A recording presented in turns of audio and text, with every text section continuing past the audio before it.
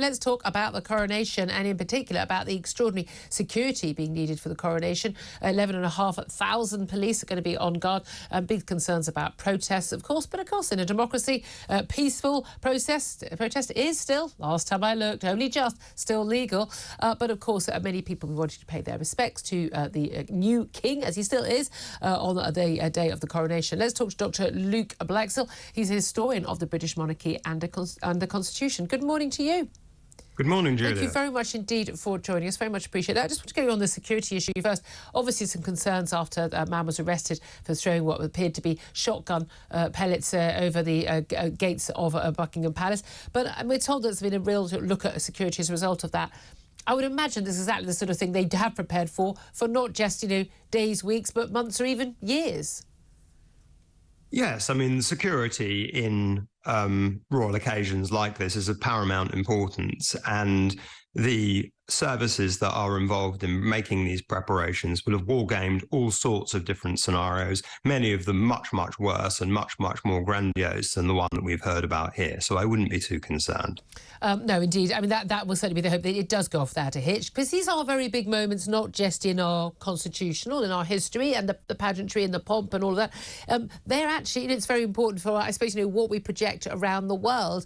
We're told one of the reasons, for keeping the monarchy is about the tourism attraction that Buckingham Palace and Windsor Castle, but also the fact that we still have a living, breathing, very, very visible, internationally known monarchy, and all of this pomp and circumstance. And we've seen some amazing pictures on the front pages of a few of the papers today, including the Times, with some of the overnight rehearsals with the gold state coaches and the like. This is all part of how, I suppose, Britain presents itself to the world.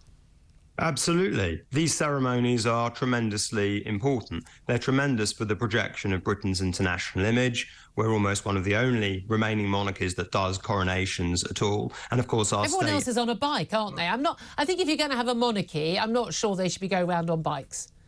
Exactly. If you're going to have a monarchy and you're going to try and invest your constitution with this kind of magical power and give the technical and democratic elements of it this degree of sort of ancient mystique, then you should make it grand. You should have many ceremonial objects dating back thousands of years: stone of destiny, sword of state, orb and scepter. In many respects, the fact that it is slightly imperceptible, slightly difficult even to understand, actually adds to its magic. Because if it was rationalized and codified, it would be a bit mundane, wouldn't it? That's part of it, isn't it? What do you make of the apparent rise in republicanism certainly since the death of the Queen? Because there was a view, and I know it's a view that was shared by organisations like the anti-monarchist group Republic, led by Graham Smith, spoken to him on the show recently, where there's view that, people were never going to question the monarchy en masse while the Queen was still on the throne, given the sort of huge love and respect and admiration that she felt from the British public. Most of us grown up with her. It's almost like the grandmother of the nation,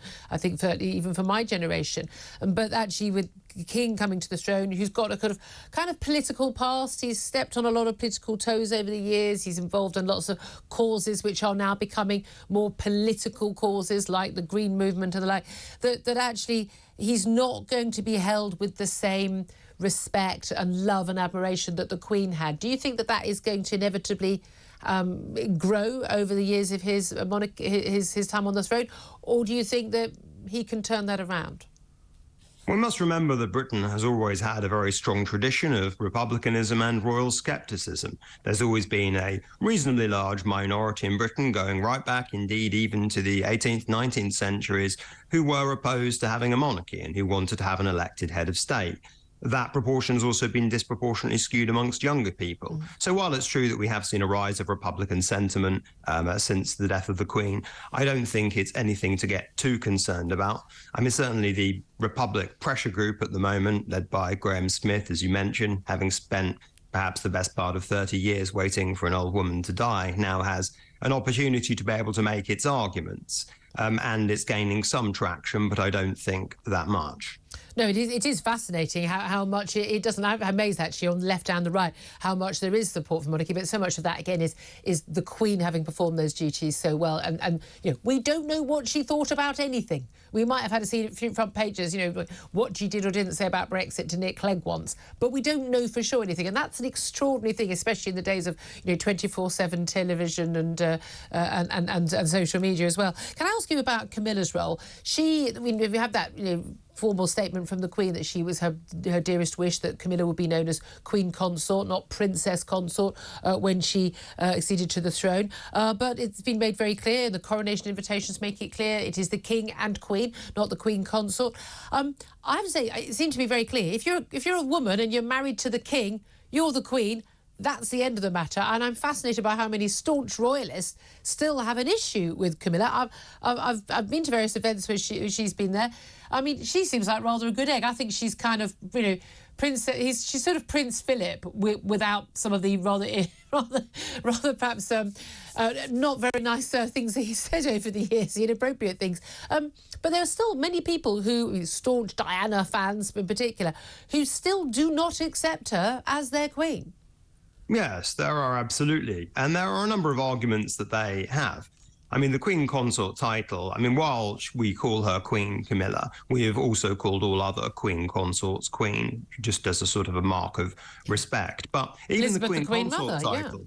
Yeah, even the Queen Consort title is not guaranteed. I mean, Prince Philip was not called the Prince Consort until 1957, 4 years after Elizabeth's coronation. You had Prince Albert, the husband of Queen Victoria, was not called Prince Consort for some considerable time afterwards. And there are other examples of that too. Queen Adelaide, William IV's wife in the 1830s, not allowed to call herself Queen, only allowed to call herself Queen Consort. And so those titles aren't guaranteed things.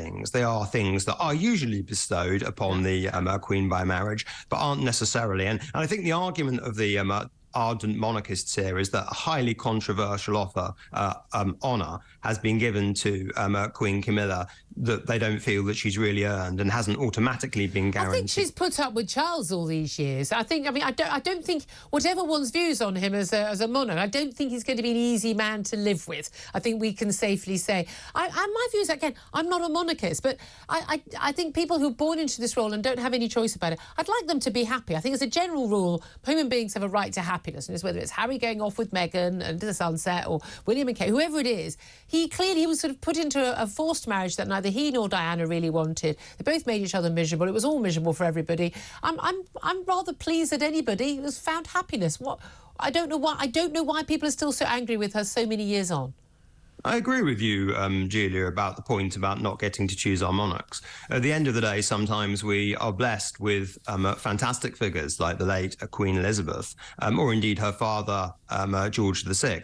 Some of them are more difficult. George IV, for example, monarch between 1820 and 1830, notoriously debauched individual, tried to trump up a bunch of adultery clauses against his wife, Queen Caroline, and had a public trial where the people ended up siding very strongly with her. Yeah. But I think in the case of Charles and Camilla, we're being asked to buy into a rehabilitation story here. This isn't a sort of a starry-eyed young couple being kind of coronated together.